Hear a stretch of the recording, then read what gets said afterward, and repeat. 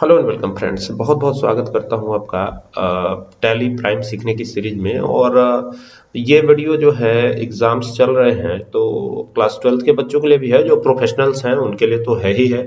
ठीक है, तो सबसे पहले हम स्टार्ट करेंगे कंपनी बनाने से। हालांकि हमारे पास एक ऑलरेडी कंपनी बनी हुई है, हम लोग 31 मई के डेट में अभी हैं, तो 1 जून के डेट में जा सकते हैं। तो क्या इसी कंपनी पे काम कर लिया जाए? तो इसी कंपनी पे काम चाहे तो कर सकते हैं। ठीक है, अब पहले फिलहाल देखते हैं यहाँ अल्टर पे आके कि हमारे पास कौन कौन से लेजर्स मौजूद हैं। तो यहाँ पर देखिए कोई भी सैलरी से रिलेटेड चीजें बनी नहीं है। ठीक है, सैलरी में क्या क्या किन किन चीजों की आपको जरूरत पड़ती है मैं आपको दिखाता हूँ। सैलरी स्लिप अगर आप डिजाइन करना चाहते हैं तो आपको क्या क्या बनाना पड़ता है। देखिए, टैली के अंदर सैलरी स्लिप को डिजाइन करने के लिए सबसे पहले तो आपको चाहिए बेसिक सैलरी। बेसिक सैलरी क्या होती है? बेसिक सैलरी यानी कि जो है, यहाँ पर ध्यान दीजिएगा, ये है बेसिक सैलरी आपकी, इस तरीके से बेसिक सैलरी है ना। तो बेसिक सैलरी जो है पर डे जो काम होता है उसके हिसाब से डिसाइड होती है। अगर सपोज कीजिए कि महीने में 30 दिन है और पर डे की सैलरी 1000 है, तो बेसिक सैलरी क्या बनेगी, कैसे बनेगी, वो सारी चीजें। ठीक है, वैसे दिहाड़ी वाला काम तो है नहीं, जैसे प्रोफेशनल्स के काम है। तो अगर मान लीजिए किसी की बेसिक सैलरी 30,000 है, मैं इसको एक्सेल पे लेके दिखा रहा हूँ, फिर हम लोग टैली पे चलेंगे। ठीक है, अब 30,000 है तो उसको टीए भी कुछ मिलता होगा, ट्रेवलिंग अलाउंस भी कुछ मिलता होगा, है ना। तो ट्रेवलिंग अलाउंस कितना मिलता है? तो बेसिक सैलरी का 2% मिलता है। सैलरी का 2%, ठीक है, ये ध्यान रखिएगा, है ना। और फिर इसी तरीके से डियरनेस अलाउंस, डीए, ठीक है, तो डीए मिलता है 1.5%। तो ये भी बेसिक सैलरी का ही मिलता है ना। फिर इसी तरीके से एचआरए भी मिलता है, अगर अगर मिलता है तो ये जो है 10% मिलता है बेसिक सैलरी का, या 5% मान लीजिए मिलता है, 5% कर देते हैं। तो ये अब इसमें सैलरी स्लिप कैसे जनरेट होगी? तो देखिए, इसमें सारी चीजों को जोड़ेंगे। ठीक है, टोटल सैलरी, SALARY, ठीक है। इसमें पीएफ इंक्लूड नहीं करा है, चाहे तो इंक्लूड कर सकते हैं नीचे। यहाँ पे देखिए, ये आपका पीएफ हो जाएगा, पीएफ प्रोविडेंट फंड, है ना। तो पीएफ कटेगा, डिडक्ट होगा, ये ध्यान दीजिएगा, है ना। तो पीएफ 15% इसमें से डिडक्ट हो जाएगा। तो अभी कैसे निकालेंगे? तो यहाँ पे टोटल सैलरी, यहाँ पे देखिए टोटल पेड सैलरी करेंगे, PAID, paid salary, SALARY, total paid salary यानी कितनी सैलरी पे की जाएगी, वो चीज देखेंगे, है ना। तो सबसे पहले इक्वल टू लगाएंगे। अब बेसिक सैलरी का, ठीक है, बेसिक सैलरी का क्या करेंगे, मल्टीप्लाई करेंगे 2% से। ठीक है, मल्टीप्लाई कर दिया 2% से, समझ गया। तो ये तो हमारा टीए आएगा। तो हम एक एक करके पहले कैलकुलेट करेंगे, यानी हम यहाँ पे कैलकुलेट करने वाले हैं टीए, फिर कैलकुलेट करेंगे डीए, फिर क्या कैलकुलेट करेंगे, फिर एचआरए, एचआरए हो गया, देन पीएफ कितना लगा वो कैलकुलेट किया जाएगा, सारी चीजें बारी बारी से। तो पहले टीए, तो इज इक्वल टू का निशान लगाएंगे, 30,000 है, 30,000 को मल्टीप्लाई कर दीजिए विद 2%, कितना आएगा ये यहाँ पे आपको निकाल करके दे देगा, आ भी गया। ठीक है, लेकिन अब हमको डीए कैलकुलेट करना है। तो डीए कैसे कैलकुलेट करेंगे? तो इज इक्वल टू का निशान लगाएंगे, और बेसिक सैलरी पे ही सब कुछ डिपेंड है। तो बेसिक सैलरी को मल्टीप्लाई कर देंगे 1.5% से, यानी 1.50% से, तो ये आ गया आपका डीए। एचआरए की बात करेंगे तो एचआरए इज इक्वल टू का निशान लगाएंगे, 30,000 को सेलेक्ट करेंगे, मल्टीप्लाई बाई एचआरए, यानी 5% से मल्टीप्लाई कर देंगे, एंटर कर देंगे, तो ये आ गया एचआरए, है ना। पीएफ कितना कटा है? तो पीएफ कटेगा बेसिक सैलरी पे ही, तो बेसिक सैलरी का जो है ये यहाँ पे 15%, तो ये पीएफ डिडक्ट हुआ है ना। तो अब ये सारी चीजें इस तरीके से निकल के आ रही है ना। और अब जो आपकी टोटल पेड सैलरी बनेगी वो कैसे बनेगी? तो यहाँ पे देखिए, पहले तो ये चीज ध्यान दीजिएगा कि ये 30,000 है, ये 30,000 तो रहेगा ही रहेगा। ठीक है, 30,000 में प्लस क्या होगा? प्लस होगा ये 600, क्योंकि ये बेसिक सैलरी पर कैलकुलेट किया गया टीए है। फिर इसी में प्लस होगा क्या? डीए भी, और इसी में प्लस होगा क्या? एचआरए भी, यानी ये सारी चीजें जोड़ी जाएंगी। ये एक्सेल पे कैलकुलेट कर रहा हूं, अभी आपको टैली पे ले चलूंगा। ये हो गया, और इसको माइनस कर देंगे, पीएफ घटेगा, तो यानी कि जो टोटल पेड सैलरी बनेगी वो 28,050 रुपए बनेगी। ये माइक्रोसॉफ्ट एक्सेल पे कैलकुलेट करके दिखाया। ये कैलकुलेशन इस तरीके से होगा। यहाँ पर ये जो हमने यूज किया है फॉर्मूला इसके लिए, तो ये देख सकते हैं किस किस तरीके से निकाला है। सिंपल है, इजी है, आसान है।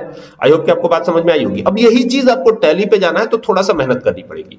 क्या मेहनत करना पड़ेगा? सबसे पहले क्रिएट पे जाना पड़ेगा, और क्रिएट पे क्या, बल्कि हम यहां से चलेंगे कहां, जो है पेरोल पर चलेंगे। तो पेरोल पे जाने के लिए क्या करेंगे, सबसे पहले तो पेरोल को चालू करना पड़ेगा। चालू करने के लिए क्या करेंगे, चालू करने के लिए यहां से F11 प्रेस करेंगे। F11 प्रेस किया, आप देखिए इसमें पेरोल चालू है, देखिए मेंटेन पेरोल नो है ना। F11 शॉर्टकट की है ना। और यहाँ पे जाके इसको यस करिएगा, और यहाँ पर ना चीजों को बड़े सावधानी से आपको भरना होता है।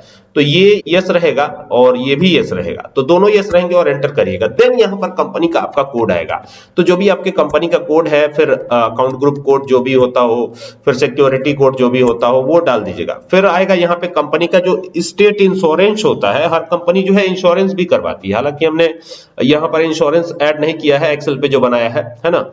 कंपनी का branch office, ESI branch office, तो मैं यहाँ पे देवरिया रखने वाला हूँ, एंटर करेंगे।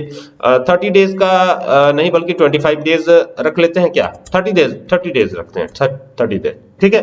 तो ये हो गया, और यहाँ पे कारपोरेट रजिस्ट्रेशन नंबर आ जाएगा, कारपोरेट ब्रांच ऑफिस नंबर आ जाएगा, और फिर यहाँ पे 10 नंबर। इसमें आपको सावधानी रखनी है, ये करते समय आपको सावधानी रखनी है, ठीक है, क्योंकि ये अगर गड़बड़ होगा तो दिक्कत होगी, ठीक है।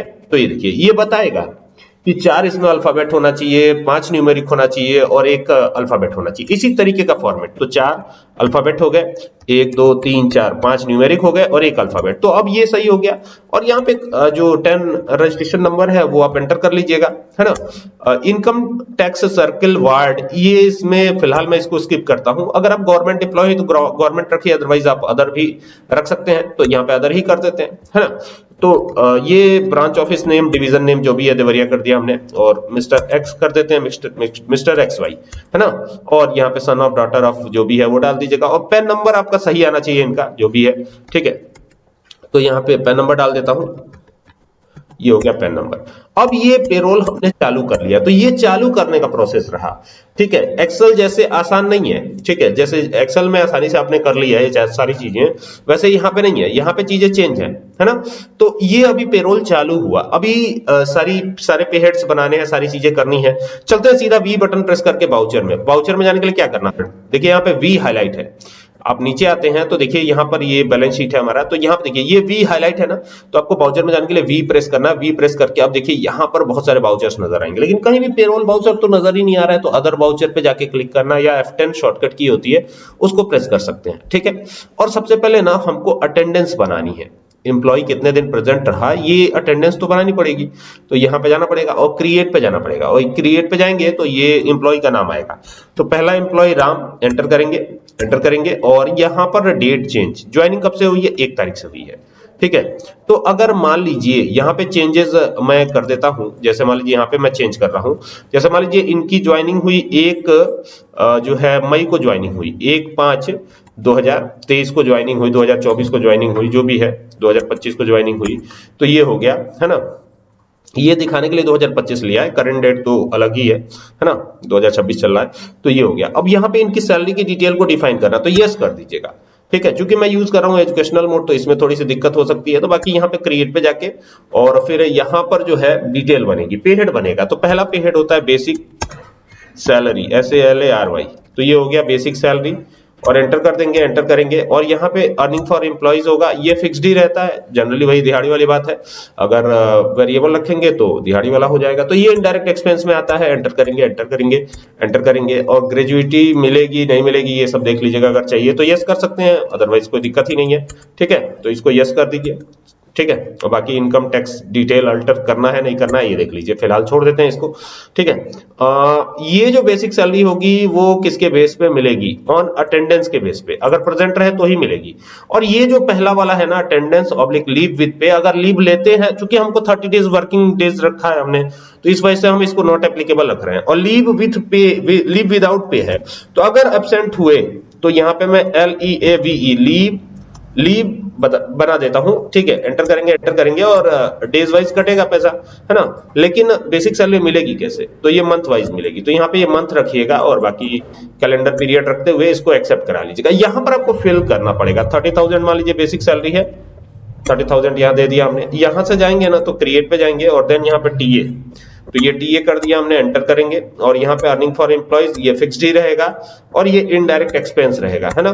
एंटर करिए और यहाँ पर ध्यान दीजिएगा, ये जो है ना बेसिक सैलरी के बेस पे कैलकुलेट होगा, तो यहाँ पे ना कंप्यूटेड वैल्यू रखिएगा और यहाँ पे नॉर्मल राउंडिंग एंटर करिएगा और एंटर करके ऑन स्पेसिफाइड फॉर्मूला रखेंगे, यानी हम डिसाइड करेंगे कि कितना मिलेगा कंपनी में जो भी है डिटेल।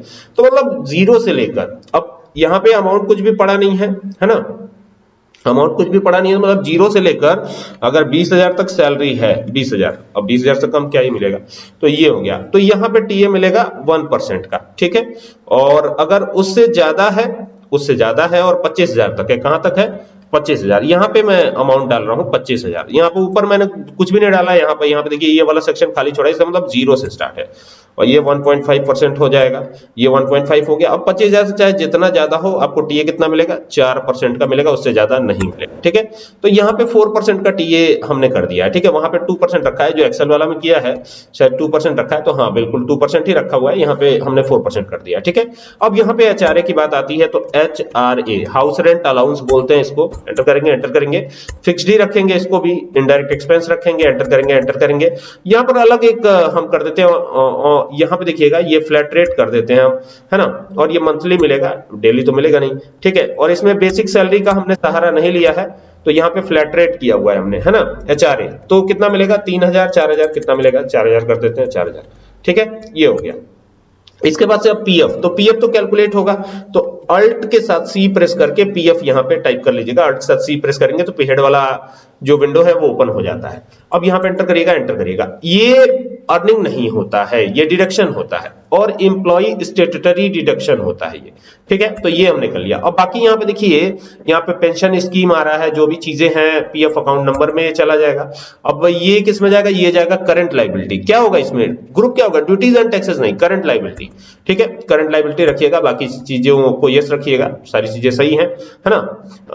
बाकी यहाँ पर नॉर्मल राउंडिंग, और यहाँ पर ना ऑन स्पेसिफाइड फॉर्मूला, ठीक है, ऑन स्पेसिफाइड फॉर्मूला रखेंगे, बेसिक सैलरी के बेस पे कैलकुलेट करेंगे। बेसिक सैलरी अगर 20,000 तक है तो 10%, ठीक है। और अगर बेसिक सैलरी 20 से 25,000 के बीच में है, ठीक है, 25,000 कर दिया तो 12%, अदरवाइज यहाँ पे आइएगा तो ये 15% कर देते हैं, तो 15% डिडक्शन होगा, ठीक है, ये डिडक्शन होगा, है ना। तो ये सारी चीजें हमने कर दी हैं, एक लोगों की सैलरी तैयार होगी इससे, है ना। बाकी इनका डिटेल जो भी एम्प्लॉय नंबर है, डेजिग्नेशन, फंक्शन, सारी चीजें इसमें भरते चले जाएंगे, मेल है फीमेल है, जो भी यहाँ पे डिटेल है वो सारा भरते चले जाइएगा, और एंटर करके लास्ट तक एंटर करवा लीजिएगा। बाकी लीव, छुट्टी ली है, 4 दिन छुट्टी ले ली है तो पैसा कट जाएगा, ठीक है। बाकी यहाँ पे एंटर कर दीजिएगा, और ये अटेंडेंस की डिटेल आपकी बन गई, ठीक है। अगर और भी किसी एम्प्लॉय की है तो एक साथ यहाँ पर बना सकते हैं, क्रिएट कर लेंगे, यहाँ पे जाके ये क्रिएट पे जाएंगे और यहाँ से फिर यहाँ पे दूसरे एम्प्लॉय का नाम मान लीजिए श्याम है, तो ये श्याम कर दिया हमने। ये एक बार आपको बनाना है ना। 1 अप्रैल को ही ज्वाइनिंग इनकी भी हुई थी, तो 1/4/2025 कर देते हैं, है ना। और यहाँ पर भी चाहे जितने भी एम्प्लॉइज की डिटेल बनानी हो एक बार आप बना लीजिए, ठीक है। राम हो गया, श्याम हो गया, श्याम मैंने स्किप कर दिया बाकी पोर्शन, है ना। यहाँ पे सोनू, मोनू, कुछ भी ऐसे एम्प्लॉय का नाम यहाँ पे डाल देते हैं, और ये देखिए ये एम्प्लॉय क्रिएशन ही हो रहा है, ठीक है। और ये भी 1 अप्रैल को ज्वाइनिंग है, तो 1/4/2025 कर देंगे यहाँ पे। बाकी इसकी डिटेल को यस कर देंगे, सैलरी की डिटेल को डिफाइन करना होगा तो, और फिर यही विंडो आएगी। फिर बेसिक सैलरी यहाँ पे आपको देना होगा, जितना भी सैलरी बनता हो वो यहाँ पे आप टाइप कर दीजिएगा, जैसे इनकी सैलरी 50,000 है, ठीक है। और यहाँ पे एचआरए आ जाएगा, फिर एचआरए आपको खुद से एंटर करना है, तो यहाँ 5,000 इनका एचआरए है, तो इस तरीके से आप करते चले जाएंगे, ठीक है। फिर यहाँ पे एंटर करेंगे, और यहाँ पे देखिएगा एचआरए के बाद यहाँ पे पीएफ कटेगा इनका, तो ये पीएफ, ठीक है। और ये टीए मिलेगा इनको, तो ये टीए, है ना। एंटर कर दीजिए, और यहाँ पे बाकी एम्प्लॉय जो भी डिटेल है वो भर लीजिएगा, एंटर करके इन सारी डिटेल्स को भरते हुए एंटर करके इसको भी एक्सेप्ट करा लीजिएगा, तो ये भी आपका तैयार हो जाएगा, है ना। यानी इन 3 एम्प्लॉयज की डिटेल हमने बनाई, है ना। तो अगर आप अल्टर पे जाते हैं और देखने की कोशिश करते हैं कि कितने एम्प्लॉयज हैं, तो यहाँ पे देखिए 3 एम्प्लॉयज हमने क्रिएट कर लिए, लेकिन सोनू की अटेंडेंस हमने रिकॉर्ड नहीं करी है, तो अटेंडेंस भी चाहे तो रिकॉर्ड कर सकते हैं, ठीक है।